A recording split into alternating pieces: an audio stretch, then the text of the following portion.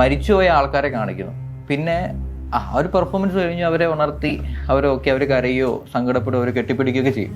പക്ഷേ സംഭവിക്കുന്നത് അതിൻ്റെ ബാക്കിയുള്ള പ്രൊസീജിയർ കംപ്ലീറ്റ് ആയില്ലെങ്കിൽ പിന്നീട് വണ്ടി ഓടിക്കുമ്പോഴും ഉറങ്ങുമ്പോഴും എല്ലാം ഇതിൻ്റെ ട്രോമ തിരിച്ചടിച്ചുകൊണ്ടിരിക്കും. അപ്പോൾ മരിച്ചു പോയ ആളുടെ ഓർമ്മ പിന്നെയും വന്നിട്ട് ബ്ലാക്ക് ഔട്ട് ആയി പോകുന്നൊരു അവസ്ഥ ഭയങ്കരമായിട്ട് ഉണ്ടാകുന്നുണ്ട്. നമ്മൾ പോലും അറിയാതെ നമ്മൾ ഈ ഹിപ്നോസിസ് സ്റ്റേറ്റിലേക്ക് പോകുന്നുണ്ട്. ഇപ്പോൾ religion is hypnosis, politics is hypnosis, even നമ്മുടെ education system is hypnosis, even cinema is hypnosis. എല്ലാ റീജിയണിലും ഇത് ആക്സസ് ചെയ്യുന്നുണ്ട്. പല രീതിയിലും മാനിപ്പുലേറ്റ് യൂസ് ചെയ്യുന്ന ആളുകളുണ്ട്. എത്ര റീജിയണിൽ എത്ര ഏരിയയിൽ ഉപയോഗിക്കാൻ അറിയാം.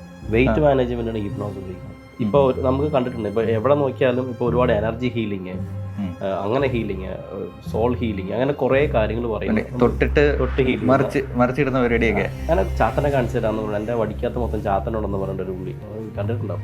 ഞാനൊരു പെന്തക്കോസ്റ്റൽ കമ്മ്യൂണിറ്റിയിൽ നിന്ന് വരുന്നത്. അപ്പം ഞാൻ തന്നെ എൻ്റെ ചർച്ചകളിൽ കാണുന്ന, ഞാൻ പ്രാർത്ഥിച്ച് കൈയിടിച്ച് കർത്താവ് എൻ്റെ ആ ഡോറിൻ്റെ അടുത്ത് വന്ന് നിന്നൊക്കെ പറയുന്ന സംഭവമൊക്കെ അപ്പോൾ ശരിക്കും അത് തന്നെ എൻ്റെ ആയിരിക്കത്തില്ലേ? നമസ്കാരം. നമ്മളിന്ന് വന്നിരിക്കുന്നത് ഒരു ഹിപ്നോട്ടിസ്റ്റിൻ്റെ ഫ്രണ്ടിലാണ്. അതായത് മിസ്റ്റർ ജിനു ജെയിംസ്. അദ്ദേഹം ഒരു ഹിപ്നോ തെറാപ്പിസ്റ്റ് ആൻഡ് CBT പ്രാക്ടീഷണറാണ്. നമ്മളിത് ചർച്ച ചെയ്യാൻ പോകുന്ന ഒരുപാട് കാര്യങ്ങളുണ്ട്. അതിൽ പ്രത്യേകമായിട്ട് പറയേണ്ടത്, ഹിപ്നോട്ടിസം ഉപയോഗിച്ച് തട്ടിപ്പുകൾ നടത്തുന്ന ഒരുപാട് ആൾക്കാരുണ്ട്. അപ്പം അങ്ങനെയുള്ള ആളുകളെ പറ്റി ഒരുപാട് കഥകൾ നമ്മൾ, അതായത് ഇപ്പം മെൻ്റലിസം അല്ലെങ്കിൽ ഇപ്പോൾ കോഴിക്കോട് ബീച്ചിലൊക്കെ ചെന്ന് കഴിഞ്ഞാൽ ഒരുപാട് ആളുകൾ ഈ മെൻ്റലിസവും ഹിപ്നോട്ടിസം ഒക്കെ ഉപയോഗിച്ചിട്ട് അല്ലെങ്കിൽ അതിനെ വേറൊരു രീതിയിലോട്ട് കൺവേർട്ട് ചെയ്ത് ആളുകൾക്ക് മറ്റൊരു പ്രശ്നങ്ങളിലേക്ക് കൊണ്ടുപോകുന്നൊരു സ്ഥിതിയിലേക്ക് മാറുന്നുണ്ട്. ഇപ്പം നമ്മളിന്ന് കേൾക്കാൻ പോകുന്നത് ഇതുപോലുള്ള കാര്യങ്ങളുടെ ഇരുണ്ട വശങ്ങളുടെ കാലം പറഞ്ഞ കഥകളാണ്. നമസ്കാരം. നമസ്കാരം ജോ. അതാണ് ഇപ്പം ഞാൻ പറഞ്ഞ പോലെ തന്നെ ഹിപ്നോട്ടിസം ഒരു തട്ടിപ്പാന്ന് പറയുന്നവരുണ്ട്, ഇതിനെ ഉപയോഗിച്ച് തട്ടിപ്പ് ചെയ്യുന്നവരുണ്ട്. അപ്പോൾ ഒരു ഹിപ്നോട്ടിസ്റ്റ് എന്ന നിലയിൽ അതിനെ എങ്ങനെയാണ് ചൂണ്ടിക്കാണുന്നത്? രണ്ട് ശരിയാണ്. അതായത് ഹിപ്നോട്ടിസം തട്ടിപ്പാന്ന് പറയുന്നതിൻ്റെ പ്രധാനപ്പെട്ട ഒരു റീസൺ സാധാരണ ആളുകൾ പറയുന്ന ഒരു റിലീജിയസ് അല്ലെങ്കിൽ സ്പിരിച്വൽ ബയാസ് ഉണ്ടാവും. അതെ, മെയിൻലി അതാണ്. കാരണം അതൊരു മറയാണ്. കാരണം കുറേ സ്പിരിച്വാലിറ്റി നല്ലതല്ല പറയുന്നത്. സ്പിരിച്വാലിറ്റി കുറേ ഹിഡൻ ആയിട്ടുള്ള പോർഷൻസ് ഉണ്ട്. ഇതിൽ ശരിക്കും യൂസ് ചെയ്യുന്നത് ഹിപ്നോസിസ് ആണ്. യൂസ് ചെയ്യുന്ന ഇവർക്ക് അറിയില്ല, ഇവർ യൂസ് ചെയ്യുന്നത് ഹിപ്നോട്ടിക് പവർ ആണെന്നുള്ളത് ഇവർക്ക് അറിയണ്ടേ. അതായത് ഈ ചർച്ച് പോലുള്ള കാര്യങ്ങളിൽ ഈ പ്രാർത്ഥനയിലും അതെ അവരൊക്കെ ഉപയോഗിക്കുന്ന ഈ സാധനം തന്നെയാണ്, സെയിം ടൂൾ തന്നെയാണ്. എല്ലാവരും അടിച്ചപേക്ഷിക്കുന്നതല്ല, അല്ല ആക്ഷേപിക്കുകയൊന്നുമല്ല. There are situations, there are places. ഇപ്പോൾ സ്പിരിച്വാലിറ്റി എന്ന് പറയുന്നത് നമുക്ക് ഒരു പർട്ടിക്കുലർ ഇത് മാത്രമല്ല, ഒരു റിലീജിയൻ അല്ലെങ്കിൽ ഒന്നുമല്ല. ഇപ്പോൾ നമുക്ക് കണ്ടിട്ടുണ്ട്, ഇപ്പോൾ എവിടെ നോക്കിയാലും ഇപ്പോൾ ഒരുപാട് എനർജി ഹീലിംഗ്, അങ്ങനെ ഹീലിംഗ്, സോൾ ഹീലിംഗ്, അങ്ങനെ കുറേ കാര്യങ്ങൾ പറയുന്നത്. തൊട്ട് ഹീലിംഗ്, മറിച്ചിടുന്ന പരിപാടിയൊക്കെ, അങ്ങനെ കുറേ കാര്യങ്ങൾ നമ്മൾ കാണുന്നുണ്ട്. അപ്പോൾ ഇതൊക്കെ ഹിപ്നോട്ടിക് ഇൻഡക്ഷൻസ് ഉപയോഗിച്ചുള്ള ടെക്നിക്ക് മാത്രമാണ് ചെയ്യുന്നത്. അപ്പോൾ ഒരു ബിലീഫ് സിസ്റ്റം ഉണ്ടാവും. ഇപ്പോൾ കഴിഞ്ഞ ദിവസം ഒരു പുള്ളി, ഇദ്ദേഹം ഒരു ചാത്തനെ കാണിച്ചു തരാമെന്ന് പറഞ്ഞു. എൻ്റെ വടിക്കാത്ത മൊത്തം ചാത്തനുണ്ടെന്ന് പറഞ്ഞിട്ട് ഒരു പുള്ളി കണ്ടിട്ടുണ്ടാവും. പക്ഷെ അദ്ദേഹം ഉപയോഗിക്കുന്ന ഒരു മെസ്മറിസം ടൂളാണ്. അപ്പോൾ ഇത് മന്ത്രവാദികളെല്ലാം ഇങ്ങനെ തന്നെയായിരിക്കും അല്ലേ? Most of that. പിന്നെ ബ്ലാക്ക് മാജിക് എന്ന് പറയുന്നത് ഒരു ഫിയർ ജനറേറ്റ് ചെയ്തുകൊണ്ടിരിക്കുന്ന സംഭവം തന്നെയാണ്. പക്ഷേ ഇതിനെല്ലാം എൻ്റെ പിന്നിലുള്ള പ്രധാനപ്പെട്ട കാരണം എന്ന് പറയുന്നത് ഹിപ്നോട്ടിക് ടൂളാണ്. അതായത് ഏൻഷ്യൻ കാലഘട്ടങ്ങളിൽ ഇത് ഷാമാനിക് ഹിപ്നോസിസ് എന്ന് പറയും. ഏകദേശം BC ആണ്. ഏകദേശം ഒരു 700-700 BC ആ കാലഘട്ടങ്ങളിൽ ഷാമാനിക് മ്യൂസിക് ഉണ്ടാവും. അപ്പോൾ അവരുടെ ഒരു പ്രത്യേകത വെച്ചാൽ അവരിങ്ങനെ ഒരു മ്യൂസിക് പമ്പ് ചെയ്ത് കുറച്ചൊരു ഹിസ്റ്റീരിക് സ്റ്റേറ്റിലേക്ക് കൊണ്ടുവരും. അപ്പോൾ ഹിസ്റ്റീരിക് ക്രിയേറ്റ് ചെയ്യുമ്പോൾ നമ്മൾ നമ്മുടെ ബോധമനസ്സിൽ നിന്നല്ല, അത് ഉപബോധ മനസ്സുകൊണ്ടാണ് ആക്ട് ചെയ്യുന്നത്. അപ്പോൾ അവർ അമാനുഷികമായ സംഭവങ്ങൾ കാണുകയും അമാനുഷികമായ ഹാലൂസിനേഷൻസ് കിട്ടുകയും ദൈവത്തിനെ കണ്ടു എന്നൊക്കെ പറഞ്ഞു തരിക. അതായത് ഈ പ്രത്യേകിച്ച് ഞാനൊരു പെന്തക്കോസ്റ്റൽ കമ്മ്യൂണിറ്റിയിൽ നിന്ന് വരുന്നത്. അപ്പം ഞാൻ തന്നെ എൻ്റെ ചർച്ചകളിൽ കാണുന്ന, ഞാൻ പ്രാർത്ഥിച്ച് കൈയിടിച്ച് കർത്താവ് എൻ്റെ ആ ഡോറിൻ്റെ അടുത്ത് വന്ന് നിന്നൊക്കെ പറയുന്ന സംഭവമൊക്കെ അപ്പോൾ ശരിക്കും അത് തന്നെ എൻ്റെ ആയിരിക്കത്തില്ലേ? ഇത് കർത്താവിനെ കണ്ടു അല്ലെങ്കിൽ ഇപ്പോൾ ദൈവത്തിനെ കണ്ടു എന്ന് പറയുന്നത് ഓരോരുത്തർക്കും ഓരോ രൂപമായിരിക്കും. നമ്മളെന്ത് കണ്ടോ, നമ്മൾക്ക് ചെന്ത് ഒരു ഇൻപുട്സ് ചെറുപ്പത്തിൽ കിട്ടിയോ, അതാണ് നമ്മളുടെ ദൈവം എന്ന് പറയുന്ന വിശ്വാസമല്ലേ. അല്ലാതെ ആരും ഒരു സ്വന്തമായിട്ടൊരു ദൈവത്തിനെ കാണുകയോ കണ്ടിട്ടില്ല. അത് നമ്മൾ തന്നെ ഉണ്ടാക്കി വെച്ചിരിക്കുന്ന ഒരു 3D ഇമേജ് തന്നെയാണ്. അതാണ് നമ്മൾ, അത് ഹിപ്നോസിസ് ആണ്. നമ്മൾ പോലും അറിയാതെ നമ്മൾ ഹിപ്നോസിസ് സ്റ്റേറ്റിലേക്ക് പോകുന്നുണ്ട്. ഇപ്പോൾ religion is hypnosis, politics is hypnosis, even നമ്മുടെ education system is hypnosis, even cinema is hypnosis. എല്ലാ റീജിയണിലും ഇത് ആക്സസ് ചെയ്യുന്നുണ്ട്. അതുകൊണ്ടാണ് പറയുന്നത് നമ്മൾ അറിയാതെ നമ്മൾ ഹിപ്നോട്ടിക് സ്റ്റേറ്റ് ഉപയോഗിക്കുന്നുണ്ടെന്ന് പറയുന്നതിൻ്റെ കാരണം. അതാണ് ഇതിനെ മാനിപ്പുലേറ്റ് ചെയ്യുന്നത്. അത് മിസ്യൂസ് ചെയ്യുന്ന ആളുകളാണ് കൂടുതലും. ഇവർക്ക് അറിഞ്ഞുകൊണ്ട് മിസ്യൂസ് ചെയ്യുന്ന ആളുകളുണ്ട്, ഇതറിയാതെ അതിലൊരു ബിലീഫ് സിസ്റ്റം ക്രിയേറ്റ് ചെയ്തിട്ട് അത് യൂസ് ചെയ്യുന്നവരുണ്ട്. അപ്പോൾ മതങ്ങളെ വെച്ച് നോക്കുമ്പോഴത്തേക്ക് ആക്ച്വലി അവരറിയാതെ, ഇത് പഠിക്കാതെ ശരിക്കും ഇത് തന്നെയല്ലേ യൂസ് ചെയ്യുന്നത്. ഇപ്പം സായിബാബ ആപ്പിൾ എടുക്കുന്നതും അതെ അതെ പാസ്റ്റർമാർ ഇത് ചെയ്യുന്നതും ഒക്കെ ഐ മീൻ അത്ഭുതങ്ങളാണെന്ന് പറഞ്ഞ് കാണിക്കുന്നതും തൊടുമ്പോൾ മറിഞ്ഞു വീഴുന്നതും അല്ലെങ്കിൽ ഇപ്പം രോഗം മാറി എന്നൊക്കെ പറഞ്ഞ് പെട്ടെന്ന് ഒരു എഫക്റ്റ് ഉണ്ടാക്കുന്നതൊക്കെ ശരിക്കും ആ ഒരു ഭാഗം തന്നെയല്ലേ. പെട്ടെന്ന് രോഗം വേദന മാറിയല്ലേ, നടുവേദന പെട്ടെന്ന് യേശുവിൻ്റെ നാമത്തിൽ പോട്ടെ എന്ന് പറയുമ്പോൾ മാറുന്നതൊക്കെ ശരിക്കും അത് ആ ഒരു ഇത് തന്നെ ആയിരിക്കത്തില്ലേ. ഇതിൻ്റെ ഒരു പ്രധാന ഭാഗം സൈക്കോസോമാറ്റിക് ഇഷ്യൂസ് ഉണ്ട്. സൈക്കോ എന്ന് വെച്ചാൽ മനസ്സും, സോമാറ്റിക് എന്ന് വെച്ചാൽ ബോഡി. ഓക്കെ. മനസ്സും ശരീരമായിട്ട് കണക്ട് ചെയ്തിരിക്കുന്ന മിക്ക ഇഷ്യൂസിനെയും നമ്മളൊന്ന് എക്സേർട്ട് ചെയ്തോ അല്ലെങ്കിൽ നമ്മളൊന്ന് എക്സ്പെൽ ചെയ്ത് നമ്മുടെ പ്രശ്നത്തിൽ നിന്ന് പുറത്തേക്ക് കളഞ്ഞാൽ അത് റിലീസാവും, ടെൻഷൻ റിലീസാവും. പണ്ടൊക്കെ നമ്മൾ തിയേറ്ററിൽ ഇപ്പോൾ എക്സാമ്പിൾ പറയുകയാണെങ്കിൽ സന്തോഷ് പണ്ഡിറ്റിൻ്റെ സിനിമ എന്ന സമയത്ത് കേരളത്തിലുള്ള ഒട്ടുമിക്ക ഫ്രസ്ട്രേഷനുള്ള ആളുകളും തിയേറ്ററിൽ പോയി തെറി പറയും കൂവും ചെയ്യുന്നു. അവർ റിലാക്സ് ആയി, അവർ എക്സൈറ്റ് ചെയ്ത് കളയണം. അപ്പോൾ ഇതാണ് നമ്മളിപ്പോൾ പല സ്ഥലങ്ങളിൽ ചെല്ലുമ്പോഴേക്കും പാടുക, ഭയങ്കരമായിട്ട് ഹൈപ്പ് ചെയ്ത് പാടുക, ഡാൻസ് ചെയ്യുക, ഇങ്ങനത്തെ കാര്യങ്ങൾ ചെയ്യുമ്പോൾ ഒരു എക്സേർഷനാണ്. ഇപ്പോൾ മോഡേൺ ഡേയിൽ നോക്കുമ്പോഴെങ്കിലും നമ്മളിപ്പോൾ പറയാം ഇപ്പോൾ പബ്ബുകൾ അല്ലെങ്കിൽ ഡാൻസ് ബാറുകൾ ഡാൻസിങ് ഇറ്റ് അത് എക്സൈറ്റ്, അത് കഴിയുമ്പോഴേക്കും റിലാക്സ്ഡ് ആയി. ഇതേ സെയിം പ്രോസസ്സ് തന്നെയാണ് ഇപ്പോൾ പല റിലീജിയസ് സെൻറ്ററുകൾ ഉപയോഗിച്ച് ഇതിനെ മാനിപ്പുലേറ്റ് ചെയ്യുന്നത്. അപ്പോൾ അവർ റിലാക്സ്ഡ് ആവും. അപ്പോൾ സൈക്കോ സൊമാറ്റിക് മനസ്സ് റിലാക്സ് ആയി കഴിയുമ്പോൾ ശരീരത്തിൽ നമ്മുടെ സ്ട്രെസ്സ് കുറയും. സാധാരണ കേസിൽ നമുക്ക് സ്ട്രെസ് ഉണ്ടാകുന്നത് നമ്മുടെ ലൈഫിൽ നമ്മുടെ ശരീരത്തിൽ നമ്മൾ ഡെയിലി സ്ട്രെസ് അനുഭവിക്കുന്ന ആളുകളാണെങ്കിൽ അത് നമ്മൾ ലോഡ് ചെയ്യുന്നത് ലോഡ് ചെയ്തിരിക്കുന്നത് നമ്മുടെ നെർവസ് സിസ്റ്റത്തിലായിരിക്കും. ഇപ്പോൾ നെർവസ് സിസ്റ്റത്തിൽ ലോഡ് ചെയ്യുമ്പോൾ നെർവെൻറ്റി നമ്മുടെ ശരീരം മുഴുവൻ നെർവസ് സിസ്റ്റം ആണല്ലോ. അപ്പോൾ എവിടെ തൊട്ടാലും പ്രശ്നമായിരിക്കും, പെയിൻ, നടുവേദന തുടങ്ങിയ എല്ലാ കാര്യങ്ങളും ഉണ്ടാകും. സ്ട്രെസ് റിലീസ് ആകുമ്പോൾ ഓട്ടോമാറ്റിക്കലി നമ്മുടെ ശരീരം ഹേമോസ്റ്റേസിസ് എന്ന് പറയുന്ന ഒരു പ്രോസസ്സ് ഒരു സ്റ്റേജിലേക്ക് എത്തും. അപ്പോൾ എന്ന് വെച്ചാൽ നമ്മുടെ പാരാസിമ്പത്തറ്റിക് നെർവസ് സിസ്റ്റം പതുക്കെ ആക്ട് ചെയ്യാൻ തുടങ്ങും, ബാലൻസ്ഡ് ആവും. Most of the psychosomatic diseases അപ്പോൾ തന്നെ ഹീലാവും, ഇൻസ്റ്റൻ്റ്ലി റിലീസ് ചെയ്തു. പക്ഷേ അത് റിക്കറൻ്റാണ്, വീണ്ടും ഇതുപോലെ സെയിം സ്ട്രെസ് സിറ്റുവേഷനിൽ പോയി കഴിഞ്ഞാൽ പിന്നെ അപ്പോൾ അതുകൊണ്ടാണ് ചില അസുഖങ്ങൾ ഹീലായിട്ട് ഒരാഴ്ച കഴിയുമ്പോൾ പിന്നെ തിരിച്ചു വരുന്നത്. അത്ഭുതങ്ങൾ സംഭവിച്ചെന്ന് പറയുന്നവർക്ക് പിന്നെ അത് മാറത്തില്ലല്ലോ. മാറത്തില്ല. ചിലർ എൻ്റെ ഒരു എത്തിസ്റ്റിൻ്റെ ഒരു ചിന്താഗതിയിൽ ചിന്തിക്കുമ്പോഴത്തേക്ക് ചില അസുഖങ്ങളുണ്ട്, അത് മരുന്ന് ഏകദേശം ഒരു 8 ദിവസം ഒരു മരുന്ന് കഴിക്കുമെന്ന് വിചാരിക്കുക. അപ്പോൾ 7 ദിവസത്തോളം കഴിച്ചിട്ട് അല്ലെങ്കിൽ 8 ദിവസം കഴിച്ചിട്ട് ആ അസുഖം മാറിയില്ല എങ്കിൽ 9ാമത്തെ ദിവസം പള്ളിയിൽ പോകും, എന്നിട്ട് പ്രാർത്ഥിക്കും. എന്നിട്ട് അപ്പോൾ 9ാമത്തെ ദിവസമായിരിക്കും ശരിക്കും മരുന്ന് പ്രവർത്തിക്കുന്നത്. ഒരു പാരസെറ്റമോൾ കഴിച്ചിട്ട് ഒരു 10 മിനിറ്റ് ഒരു അരമണിക്കൂറെങ്കിലും എടുത്താലേ നമ്മുടെ തലവേദനയെങ്കിലും മാറത്തുള്ളൂ. അപ്പോൾ ആ ഒരു സമയം കൊടുത്തിട്ട് നമ്മുടെ തലവേദന മാറ്റുന്നുണ്ട്. പക്ഷേ ശരിക്കുള്ള പ്രോപ്പർ ആ മെഡിസിൻ്റെ പവർ എടുക്കുന്നതിന് മുമ്പ് തന്നെ, അതിൻ്റെ കോഴ്സ് കംപ്ലീറ്റ് ആകുന്നതിന് മുമ്പ് തന്നെ ആളുകൾ പോയിട്ട് പെട്ടെന്ന് വിശ്വസിക്കുകയാണ് ഇത് പ്രാർത്ഥിച്ചുകൊണ്ട് മാറി. ലാസ്റ്റ് മൊമെൻറ്റിൽ അത് പെട്ടെന്ന് മാറുന്നൊരവസ്ഥയ്ക്കാണ്. അതാണ് ഇതൊക്കെ എന്താ പറയുക, അറിഞ്ഞോ അറിയാതെയോ ഇതിൻ്റെയൊക്കെ ഒരു ഭാഗമായിട്ട് പോകുന്നൊരു കാര്യമാണ്. അവർക്കും അറിയില്ല ഇതങ്ങനെ സംഭവിച്ചതാണെന്ന്. അത് പ്ലസിബോ എഫക്റ്റ് എന്ന് കേട്ടിട്ടുണ്ടോ?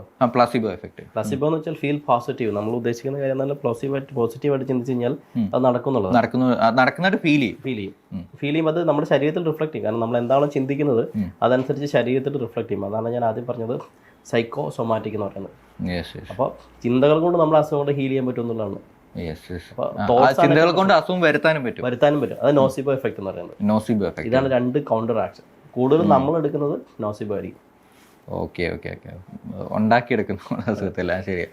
അപ്പോൾ നമ്മളിപ്പോൾ മെയിൻലി നമ്മുടെ ടോപ്പിക്ക് വരുന്നത് ഇപ്പോൾ ഹിപ്നോട്ടിസം ഉപയോഗിച്ച് ഒരുപാട് ആളുകൾ ഇപ്പം എന്താ പറയുക പെർഫോമൻസ് ലെവലിൽ വരുമ്പോഴത്തേക്ക് ഒരുപാട് ആളുകൾ തട്ടിപ്പിന് വേണ്ടി യൂസ് ചെയ്യുന്നുണ്ട്.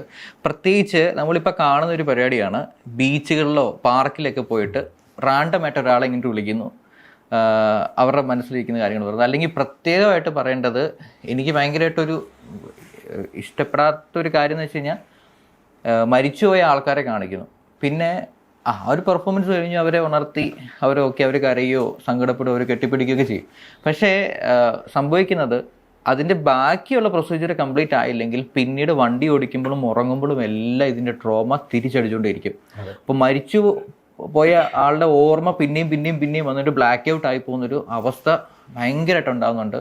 പിന്നെ ഡിപ്രഷനായി പോയ ആൾക്കാരെ പിന്നെയും തിരിച്ച് അതവർ നോർമലായി വരുമായിരുന്നു, പിന്നെ അവർ ഡിപ്രഷനിലേക്ക് കൊണ്ടുപോകുന്നൊരു അവസ്ഥ ഈ പെർഫോമൻസ് ചെയ്യുന്ന ആളുകളെ കൊണ്ട് ഉണ്ടാകുന്നുണ്ട്. സത്യമാണ്. കാരണം എൻ്റെ അടുത്ത് തെറപ്പിക്ക് വരുന്നുണ്ട് ആൾക്കാർ. കാരണം ഇത് കഴിഞ്ഞതിന് ശേഷം അവർ പോസ്റ്റ് ട്രോമാറ്റിക് സ്ട്രെസ് കണ്ടീഷൻസ് വരും, PTSD എന്ന് പറയുന്ന കണ്ടീഷൻ. ഈ പെർഫോമൻസ് കാരണം ഇത് അവർ ഷോക്കേസിന് വേണ്ടി ചെയ്യുന്നതായിരിക്കാം. പക്ഷേ they are linking with someone's mind എന്ന് പറയുമ്പോൾ അവിടെ ഇമോഷൻസ് ഉണ്ട്. ഇമോഷൻസ് ആണ് നമ്മുടെ ഏറ്റവും വലിയൊരു പ്രശ്നം. അപ്പോൾ ഇമോഷൻസിനെ പതുക്കെ ഇളക്കി വിടുക ചെയ്യുന്നത്. ഓൾറെഡി ഒരു സബ്സൈഡഡ് ആയിട്ടുള്ള ഒരു ഇമോഷണൽ ട്രോമേനെ വീണ്ടും കൊണ്ടുവച്ചിട്ട് ഇതാണ് സംഭവം കാണിക്കുക. ഒരു ഷോക്കേസിങ് ആണ്.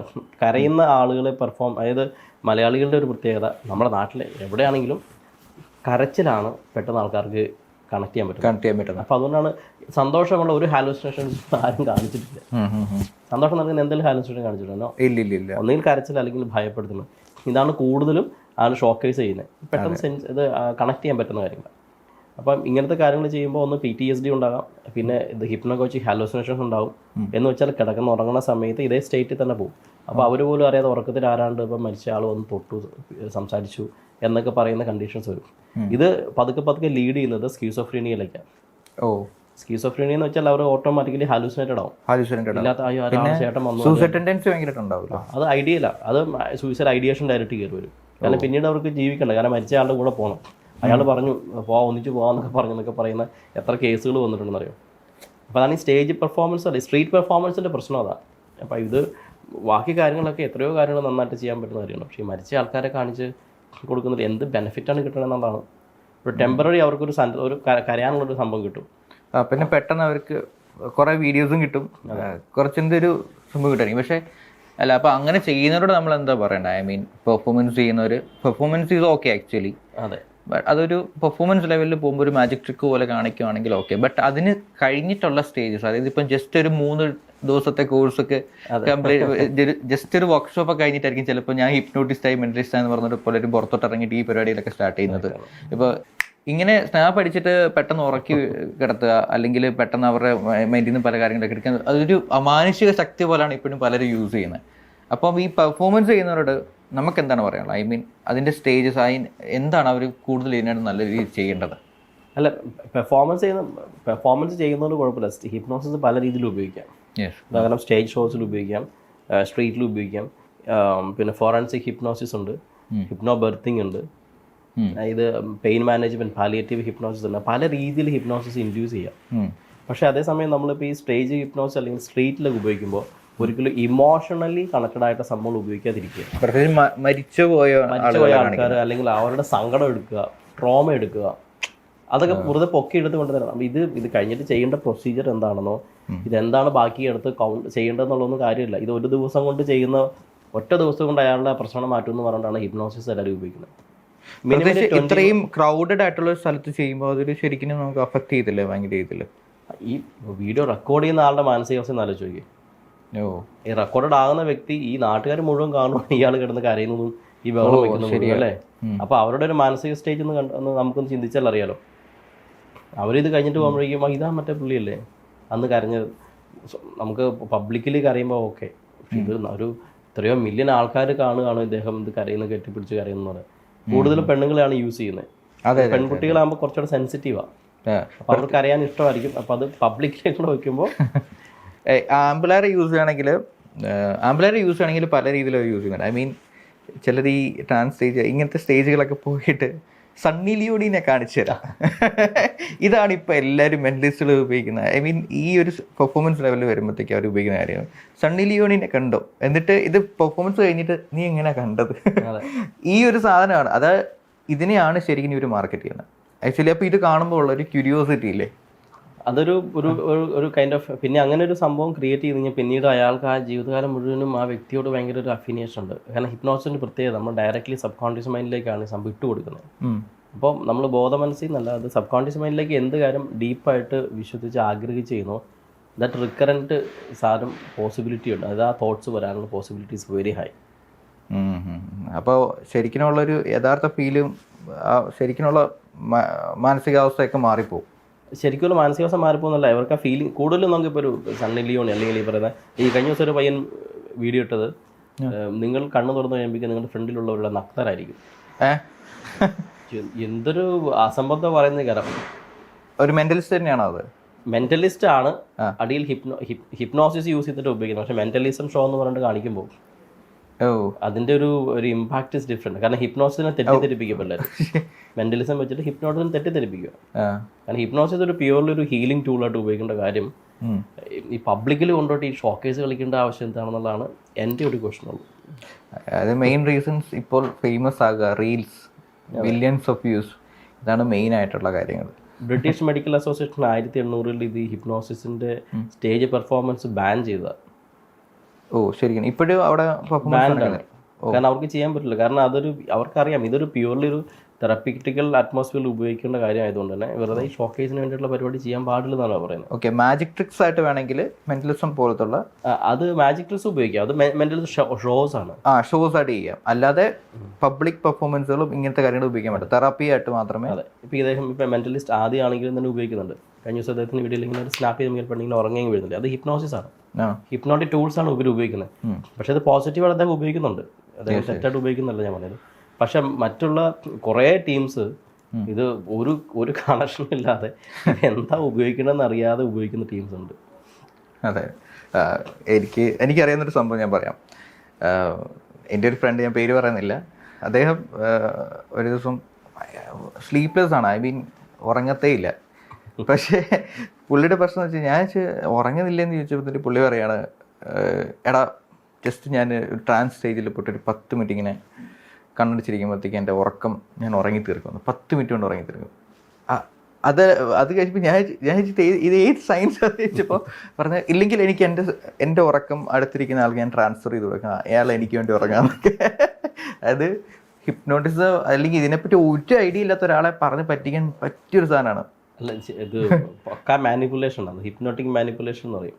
അതായത് ഇല്ലാ കഥകൾ പറഞ്ഞുണ്ടാക്കി ഇത് തെറ്റിദ്ധരിപ്പിക്കുക. ഹിപ്നോട്ടിസം എന്ന് പറയുമ്പോൾ പൊതുവേ നമുക്ക് എല്ലാവരുടെയും നമ്മളെ പൊതുവെ ഒരു തെറ്റിദ്ധാരണയുണ്ട്. എന്തോ ഉറക്കിക്കെടുത്തി ഭയങ്കരമായ ഒരു സംഭവമാണെന്നൊരു തെറ്റിദ്ധാരണയുണ്ട്. അപ്പോൾ അത് വയ്ക്കുമ്പോൾ ആ ഒരു കൺസെപ്റ്റ് ഉള്ളത് കൊണ്ട് നമ്മൾ എന്ത് പറഞ്ഞാലും ആൾക്കാർ വിശ്വസിക്കും. അതാണ് അത്. പ്രത്യേകിച്ച് പെട്ടെന്ന് കാര്യങ്ങളെ വിശ്വസിക്കുന്ന ആൾക്കാരാണെങ്കിൽ പെട്ടെന്ന് വെച്ചു അയ്യോ ഭയങ്കര പവറാണ്. അതുപോലെ തന്നെ മനസ്സ് വായിക്കാന്നുള്ള പറഞ്ഞ സാധനം ശരിയാണോ? ആക്ച്വലി മനസ്സ് വായിക്കാൻ പറ്റുമോ ആരെങ്കിലും? ഒരു മനുഷ്യനെ മനസ്സ് വായിക്കാൻ പറ്റില്ല. നമ്മുടെ മനസ്സിലിരിക്കുന്ന കാര്യം നമുക്കല്ലേ അറിയാൻ പറ്റുള്ളൂ. ഫേക്ക് ചെയ്യാൻ പറ്റൂലേ? പെട്ടെന്ന് ഞാൻ മൈൻഡ് മാറ്റി കഴിഞ്ഞാൽ പെട്ടെന്ന് ഇതാവത്തില്ലേ? ചിലർ ബ്രെയിൻ വേവ്സിനൊക്കെ റീഡ് ചെയ്തിട്ട് ബ്രെയിൻ വേവ്സിനൊക്കെ എങ്ങനെ റീഡ് ചെയ്ത ഒരു വ്യക്തിയുടെ മനസ്സ്? അങ്ങനെയാണെങ്കിൽ ഇപ്പോൾ ടെററിസ്റ്റുകളല്ലേ ഇപ്പോൾ ഇവിടെ ഇരുന്ന് ഏതെങ്കിലും പോലീസുകാർക്കൊക്കെ എന്ത് എളുപ്പമോ അവിടെ ഇരിക്കണമെന്ന് പറഞ്ഞാൽ അവൻ്റെ കംപ്ലീറ്റ് മനസ്സിലെ സാധനം വായിച്ചെടുത്ത് കഥയാക്കി എഴുതി സംഭവം കേസ് തെളിയിച്ചു കഴിഞ്ഞില്ല. എളുപ്പ പരിപാടിയല്ലേ? It's not possible. മെന്റലിസം എനിക്കറിയാം. Mentalism is purely using tricks ആണ്. പണ്ട് മാജിക് എങ്ങനെയായിരുന്നു അതേപോലെ മെന്റലിസം ഇപ്പോൾ ഉപയോഗിക്കുന്നത്. അതൊരു എന്റർടൈൻമെന്റ് ആർട്ടാണ്. അപ്പോൾ അതുകൊണ്ട് അത് സ്റ്റേജ് ഷോസും കാര്യങ്ങളൊക്കെ ഭയങ്കരമായിട്ട് നടക്കും. നല്ല രസമാണ്. ആൾക്കാർക്ക് ഒരു എന്റർടൈൻ ചെയ്യാൻ പറ്റും. ഒരു മോഡേൺ മാജിക് പെർഫോമൻസ് ഒക്കെ അന്നും എത്രയോ ആൾക്കാർ പോയി കാണുന്നുണ്ടായിരുന്നു. ഇപ്പൊ മാജിക്കിനേക്കാളും അതുപോലൊരു ട്രിക്ക് ആയിട്ടുള്ള മെന്റലിസത്തിനാണ് മാർക്കറ്റ് കൂടുതൽ. പേര് പ്രത്യേകിച്ച് പ്രേതം സിനിമ ഇറങ്ങിയതിന് ശേഷം മെന്റലിസം എന്ന് പറഞ്ഞ സാധനം പഠിക്കണം. ഞാൻ ഉൾപ്പെടെ പോയിട്ട് തപ്പിയിട്ടുണ്ട്, പക്ഷെ കിട്ടിയിട്ടില്ല. കുറച്ചൊക്കെ വായിച്ചപ്പോൾ എനിക്ക് മനസ്സിലായി ഇത് പ്യൂർലി ഇത് ഇത്രയേ ഉള്ളൂ, സിമ്പിൾ ആയിരുന്നു എന്നിട്ട് തോന്നുന്നത്. പ്രത്യേകിച്ച് ചില ട്രിക്കുകളൊക്കെ ഫോണൊക്കെ യൂസ് ചെയ്യുന്നൊക്കെ ചെയ്യുമ്പോൾ അതിന് പ്രത്യേക ആപ്പ് തന്നെ ഉണ്ട്. അത് പെയ്ഡ് ആയിട്ടുള്ള ആപ്പുകളുണ്ട്. ആ ആപ്പ് ഡൗൺലോഡ് ചെയ്തിട്ട് നമ്പർ ഹാക്കിയും അല്ലെങ്കിൽ അങ്ങനത്തെ കാര്യങ്ങൾ ചെയ്യാൻ പറ്റുന്നുള്ളതിൻ്റെ കുറച്ച് കാര്യങ്ങളൊക്കെ ഇപ്പം ഞാൻ ഓർത്തു. ശരിക്കും ഒരു മൈൻഡ് റിലേറ്റഡ് ആയിട്ട് മൈൻഡ് വായിക്കുന്നു അങ്ങനത്തെ കാര്യങ്ങളാണെന്ന് വിചാരിച്ചിട്ടാണ് നമ്മൾ വിചാരിക്കുന്നത്. പക്ഷേ ഇതിനൊന്നും മെൻ്റലിസത്തെയോ അല്ലെങ്കിൽ ഈ പെർഫോമൻസ് ആർട്ടിനെയോ ഒന്നും നമ്മൾ താഴ്ത്തി പറയല്ല. ബട്ട് ഇതിനെ ഇത്ര വലിയ സംഭവമാക്കുമ്പോഴാണ് അതിനെ വലിയൊരു പർവ്വതീകരിച്ച് കാണുന്നത്. അതാണ് ഏറ്റവും വലിയ പ്രശ്നം. അപ്പോൾ ഈ മെന്റലിസം ഒക്കെ നല്ല ടൂളാണ്. അതിന് ഹിപ്നോസിസ് ഉപയോഗിച്ചിട്ട് അത് മെന്റലിസം എന്ന് പറയുകയും ചെയ്തു. കാരണം അത് അല്ലല്ലോ.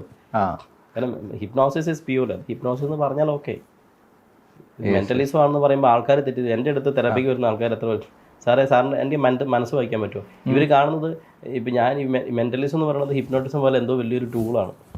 ഹിപ്നോട്ടിസം അങ്ങനെ ടൂളാണെന്ന് പറഞ്ഞുകൊണ്ട് വരിക. എൻ്റെ പഴയ രഹസ്യങ്ങളൊക്കെ ഒന്ന് എടുത്തു തരാൻ പറ്റുമോ സാർ? എനിക്ക് ഓർമ്മ, എൻ്റെ പാസ്വേഡൊക്കെ ഒന്ന് മറന്നു എന്നൊക്കെ പറയാം. ഞാൻ നിങ്ങൾ ഏത് കാലത്ത് ജീവിക്കണമെന്ന് ചോദിച്ചു. കാരണം നമുക്ക് അറിയില്ല ഇതിനെപ്പറ്റി. അത് തെറ്റിദ്ധരിപ്പിച്ചപ്പോൾ യൂസ് ചെയ്യുന്ന സംഭവമാണ്. അതാണ് മാനിപ്പുലേറ്റ് ചെയ്തത്. ഹിപ്നോസിസ് പല രീതിയിലും മാനിപ്പുലേറ്റ് യൂസ് ചെയ്യുന്ന ആളുകളുണ്ട്. അത് അവർ അറിഞ്ഞോ അറിയാതെയോ ആയിരിക്കാം. ചിലർ പർപ്പസ്ഫുള്ളി ആയിരിക്കാം. ചില കോഴ്സുകളൊക്കെ വെക്കുന്ന ലക്ഷങ്ങൾ വിൽക്കുന്ന ഒരു PDF 5000 രൂപയൊക്കെ വെച്ചിട്ട് വിൽക്കുന്നുണ്ട്. കഴിഞ്ഞ ദിവസമൊക്കെ ഞാൻ ഹിപ്നോസിൽ എത്രയോ ബുക്കുകൾ അവൈലബിൾ ഓൺലൈൻ മേടിക്കും. 200-300 രൂപ കൊടുത്താൽ മേടിക്കാൻ കിട്ടും. അത്യാവശ്യം നമുക്ക് ഐഡിയ കിട്ടും. 3 days വർക്ക്ഷോപ്പ് ഓരോ ജില്ലകൾ കേന്ദ്രീകരിച്ചാണ് അത് നടക്കുന്നത്. അപ്പം അത് എന്താ പറയുക, ഞാൻ ഇതിനെ കാണുമ്പോഴൊക്കെ എതിർക്കാറുണ്ട്. ആക്ച്വലി ഇതൊന്നും നിങ്ങൾ ഏത് സയൻസിൻ്റെ ബാക്കപ്പിലാണ് പറയുന്നത് എന്നുള്ള രീതിയിൽ ഞാൻ ചോദിക്കാറുണ്ട്. പക്ഷേ ഹിപ്നോസിസ് എത്ര റീജിയണിൽ എത്ര ഏരിയയിൽ ഉപയോഗിക്കാൻ അറിയാം. വെയിറ്റ് മാനേജ്മെൻറ്റാണ് ഹിപ്നോസിസ് ഉപയോഗിക്കാം. നമുക്ക് നമുക്ക് ഫോക്കസ് കിട്ടാൻ വേണ്ടി. അല്ല, ഈ വെയിറ്റ് മാനേജ്മെൻറ്റിൽ എങ്ങനെയാണ് യൂസ് ചെയ്യുന്നത്? നമുക്ക് ഭാരം കുറയ്ക്കാൻ വേണ്ടി നമ്മൾ ഹിപ്നോട്ടൈസ് ചെയ്ത് ഭാരം പെട്ടെന്ന് കുറയ്ക്കുമല്ല, നമ്മളൊരു മൈൻഡ് സെറ്റ് ക്രിയേറ്റ് ചെയ്യണം. അതായത് നമ്മൾ പിന്നെ തൊട്ട് ഗോൾ സെറ്റ് ചെയ്യുന്ന പോലെ ഭക്ഷണം ഇപ്പോൾ ജങ്ക് ഫുഡ് കഴിക്കത്തില്ല അങ്ങനെ പറഞ്ഞിട്ട് മൈൻഡ് സെറ്റ് ചെയ്യുമ്പോൾ ജങ്ക് ഫുഡ് കഴിക്കുമ്പോൾ നമുക്കൊരു അവേർഷൻ ഫീൽ ചെയ്യും. പതുക്കെ നമ്മൾ പോലും അറിയാതെ നമ്മുടെ ശരീരത്തിൽ നമുക്ക് ആ ഒരു ഫീലിങ്സ് കിട്ടുക. കാർബോഹൈഡ്രേറ്റ് കട്ട് ചെയ്യാൻ പറ്റും, ബോഡി വെയിറ്റ് മാനേജ് ചെയ്യാൻ പറ്റും. ബോഡി വെയിറ്റ് നമ്മൾ ഓൾറെഡി പറയുന്നത് ഒരു 6 months ടൈം അല്ലെങ്കിൽ 1 month അല്ലെങ്കിൽ 2 months ടൈം എൻ്റെ ബോഡി വെയിറ്റ് ഇത്ര റെഡ്യൂസ്ഡ് ആണ്. സ്പെസിഫിക് നമ്പറിങ് കൊടുക്കണം എന്നുള്ള. നമ്മൾ വണ്ണം കുറച്ചു എന്ന് പറയുന്നതിനേക്കാൾ ഉപരി സ്പെസിഫിക്കലി ഇപ്പോൾ എനിക്കൊരു 5 കിലോ കുറയ്ക്കണം അല്ലെങ്കിൽ 10 kilograms ഞാൻ റെഡ്യൂസ് ചെയ്യും എന്ന സ്പെസിഫിക് വാക്കുകൾ കൊടുത്തു കഴിഞ്ഞാൽ മനസ്സെടുക്കുന്നതാണ്. അതനുസരിച്ചായിരിക്കും പ്രോസസ്സ് ചെയ്യുന്നത്. അതിന് വേണ്ടിയിട്ട് നമ്മുടെ ശരീരം എങ്ങനെയാകണം അതിനനുസരിച്ച് നമ്മുടെ മൈൻഡ് റെഡിയാവും. ഇപ്പോൾ ഫുഡ് കുറയ്ക്കും, വർക്കൗട്ട് സ്റ്റാർട്ട് ചെയ്യാൻ തുടങ്ങും, കുറച്ചുകൂടി ഇൻസ്പിറേഷൻസ് കിട്ടും. ഓക്കെ. അല്ല, ഇപ്പോൾ ഞാൻ പറയട്ടെ, ഇപ്പോൾ പ്രത്യേകിച്ച് ന്യൂ ഇയർ ഒക്കെ വരുവാണല്ലോ, ഏറ്റവും കൂടുതൽ ജിമ്മിൽ അഡ്മിഷൻ കിട്ടുന്ന ദിവസമാണ് 1-ാം തീയതി. അതായത് എല്ലാ ഡിസംബറിലും ആളുകൾ തീരുമാനം എടുക്കും 1-ാം തീയതി തൊട്ട് ജിമ്മിൽ പോകുന്നു. ഒരൊറ്റ ആഴ്ചയേ ഉള്ളൂ. അപ്പോൾ അങ്ങനെയുള്ള ആളുകൾക്ക് ശരിക്കും ഹിപ്നോസിസ് വെച്ചിട്ട് തീർച്ചയായിട്ടും ഒരു ഗോൾ സെറ്റ് ചെയ്യാൻ പറ്റും. അതായത് പ്രത്യേകിച്ച് ഷുഗർ ക്രേവിങ്സും ജങ്ക് ഫുഡിന് ക്രേവിങ്സ് ഉള്ള ആളുകൾക്ക് ഷുഗറിനെ മാനേജ് ചെയ്യാൻ വേണ്ടിയും ഡയറ്റും വർക്കൗട്ടും ഒക്കെ കറക്റ്റായിട്ട് പ്രോപ്പർ വേയിൽ കൊണ്ടുപോകാൻ വേണ്ടി വേണമെങ്കിൽ സ്വയം തീരുമാനം എടുക്കാൻ ഭയങ്കര പാടായിരിക്കും. അപ്പോൾ ഇത് യൂസ് ചെയ്യാൻ പറ്റുമെന്നാണോ ശരിക്കും പറയുന്നത്? മനസ്സ് ഒരു ഏറ്റവും വലിയൊരു പ്രശ്നമുള്ള കാര്യമാണ്. മനസ്സിലേക്ക് അവർ ഈ ക്രേവിങ്സ് പറഞ്ഞൊരു ഡോപ്പാമൈൻ റഷാണ്. ഉദാഹരണം അൽഫാം കഴിക്കുക അല്ലെങ്കിൽ കുഴിമന്തി കഴിക്കുക. ചിലരൊക്കെ ഞാൻ കണ്ടിട്ടുണ്ട് ഇപ്പോഴത്തെ യങ്ങർ ജനറേഷനിൽ കുട്ടികളൊക്കെ കുഴിമന്തി എന്ന് വെച്ചാൽ ഒരു പ്ലേറ്റ് മേടിച്ച് കുറേ മൈനസ് കൊണ്ട് കമത്തി വെച്ച് ഇങ്ങനെ കുഴച്ച് കഴിക്കുക. അത് രാത്രി നൈറ്റ് ലൈഫ് എന്ന് പറഞ്ഞ് പോകുന്ന ഇതിൻ്റെ ഹെൽത്ത് ഇഷ്യൂസ് ഒന്നും അറിയില്ല. ഇതൊക്കെ അത് കട്ട് ചെയ്യണമെങ്കിൽ ആ ക്രേവിങ്സ് കുറയ്ക്കാൻ വേണ്ടി you should use your sub conscious mind. അതൊക്കെ റെഡ്യൂസ് ചെയ്യാൻ പറ്റും. അങ്ങനെയാണ് വെയിറ്റ് മാനേജ്മെന്റ് പറയുന്നത്. അല്ലാതെ ഹിപ്നോട്ടൈസ് ചെയ്തിട്ട് വീട്ടിൽ ഇരുന്ന് ഞാൻ വെയിറ്റ് കുറയില്ല. അതായത് അല്ല, ഫുഡെല്ലാം കഴിച്ചിട്ട് വെറുതെ ഇരുന്ന് കഴിഞ്ഞാൽ എല്ലാവരും തെറ്റിദ്ധാരണ. എന്നാൽ പിന്നെ ഹിപ്നോസിസ് ഉപയോഗിച്ച് ഇരുന്നാൽ പോരെ. അല്ല, അപ്പം ദേ ഷുഡ് വർക്കൗട്ട് ചെയ്യാനുള്ള ഇൻസ്പിറേഷൻ കിട്ടുക എന്ന് പറയുന്നത് മനസ്സുകൊണ്ട് തന്നെ ക്രിയേറ്റ് ചെയ്യണം. അതായത് തീരുമാനത്തിലേക്ക് എത്തുക, കറക്റ്റ് പ്രോപ്പർ ഡിസിഷനിലേക്ക് എത്തുക എന്നുള്ളത് പ്രോക്രാസ്റ്റിനേറ്റ് ചെയ്യാതെ അതിനെ എക്സിക്യൂട്ട് ചെയ്യുക. ഓക്കെ, അതാണ്. ഓക്കെ.